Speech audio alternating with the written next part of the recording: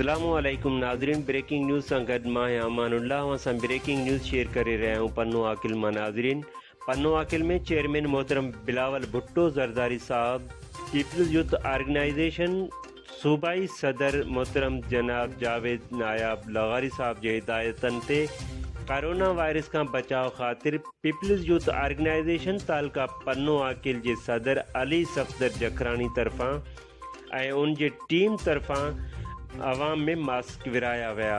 उन मौके ते यूथ वंग जा वर्कर आकिब थईम, रफ़ीक इनकलाबी, आसिफ चाचड़, जावेद इंडड़, उसामा माको, शाज़ेब जखरानी ऐं पिणु ॿिया मौजूद हुआ।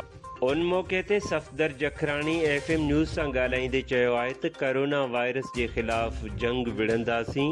हुन पन्नो आकिल जे आवाम खे पैगाम ॾींदे चयो आहे त सिंध सरकार आवाम सां गॾु आहे।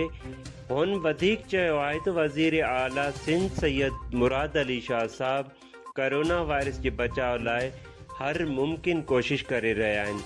हुन चयो त इंशाअल्लाह असांजो मुल्क पाकिस्तान कोरोना खां इंशाअल्लाह पाक रहंदो।